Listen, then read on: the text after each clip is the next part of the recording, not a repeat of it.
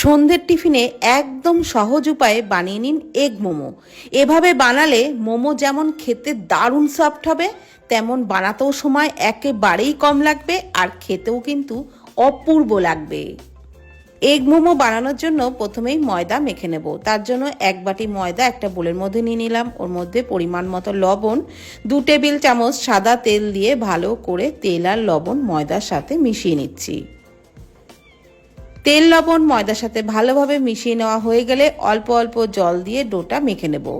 Normal রুটি পরোটার জন্য যেরকমই আমরা ডো মাখি সেরকমভাবেই মেখে নেব। খুব নরমও না, আবার খুব শক্তও না।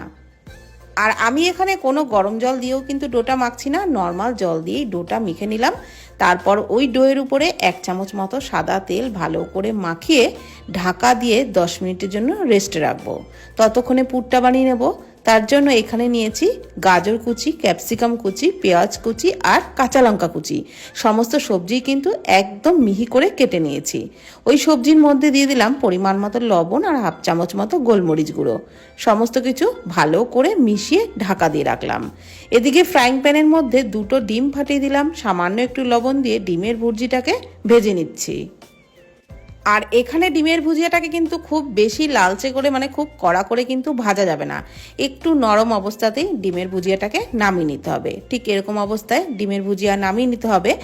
আর এদিকে যে গাজর, পেঁয়াজ, ক্যাপসিকাম সব লবণ গোলমরিচ গুঁড়ো দিয়ে মেখে রেখেছিলাম তার থেকে কিন্তু অনেকটাই জল ছেড়ে দিয়েছে। এই জলটাকে ভালো করে নিংড়ে সবজিগুলোকে আরেকটা পাত্রের মধ্যে নিয়ে নিতে হবে আর এই জলটাকে ফেলে দিতে হবে।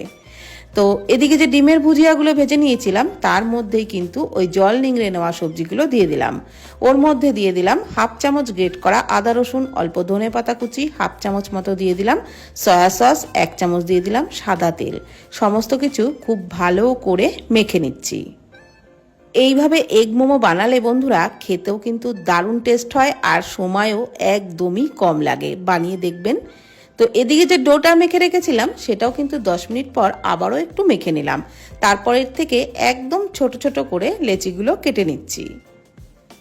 এবারে লেচিগুলোকে বেলে নেব। তার জন্য একটু শুকনো ময়দা দিয়েই বেলে নিচ্ছি। সামান্য একটু শুকনো ময়দা ছড়িয়ে দিলাম।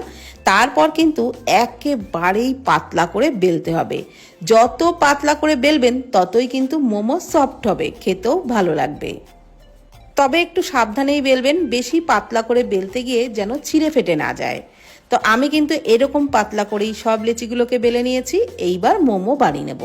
তার জন্য ওই একটা পরোটার উপরে দিয়ে দিচ্ছি ওই ডিম পুরের মিশ্রণটা। ডিম সবজি দিয়ে যে পুরটা বানিয়ে রেখেছিলাম সেটা দিয়ে দিলাম এরকম লম্বা করে। আর চারি সাইডে একটু জল লাগিয়ে দিচ্ছি যাতে এটা মুড়ে যাওয়ার পর কোনোভাবেই খুলে না যায়। তো এইভাবে কিন্তু মুড়ে নিচ্ছি। আজকের মোমোর ডিজাইন একেবারেই সহজ। যে কোনো কেউ একবার দেখলেই মানে যে কোনো দিন মোমো বানায়ওনি সেও প্রথমবারই পেরে যাবেন, এতটাই সহজ ডিজাইন। আরও একটা একই রকমভাবে বানিয়ে দেখাচ্ছি। আবারও একটা পরোটা রেখে দিলাম আর তার উপরে ওই পুরটাকে এরকম লম্বা করে দিয়ে দিচ্ছি। একটু বেশি করে পুরটা দিয়ে দেবেন, তাহলে খেতে কিন্তু খুবই ভালো লাগবে। আর সাইডে অবশ্যই একটু জল লাগিয়ে নেবেন। তারপর এরকমভাবেই মুড়ে দেবো। আর বন্ধুরা এগুলো বানাতেও কিন্তু ঝামেলা একেবারেই কম, মানে একদম কম সময়েই তৈরি করা যায়। আর যেহেতু এগুলো অনেক বড় বড়ই হয় তো এগুলো কিন্তু বেশি খাওয়াও লাগে না, কয়েকটা খেলেই 2টো একটা খেলেই পেট ভরে যায়। এইবার মোমোগুলোকে ভাপিয়ে নেব। তার জন্য কড়াইয়ে অল্প জলের উপরে একটা ছিদ্রযুক্ত থালা বসিয়ে দিলাম আর তার মধ্যে একটু তেল ব্রাশ করে নিচ্ছি। তারপর মোমোগুলোকে একটু ফাঁকা রেখে রেখে সাজিয়ে দিচ্ছি। একটার গায়ে যেন আরেকটা না লাগে সেইভাবেই মোমোগুলোকে একটু দূরত্ব রেখে থালার উপরে সাজিয়ে দিলাম। তারপর ঢাকনা চাপা দিয়ে লো টু মিডিয়াম ফ্লেমে ঠিক 15 মিনিট মতন কিন্তু ভাপিয়ে নিয়েছিলাম। তাতেই মোমো একেবারেই রেডি হয়ে গেছে।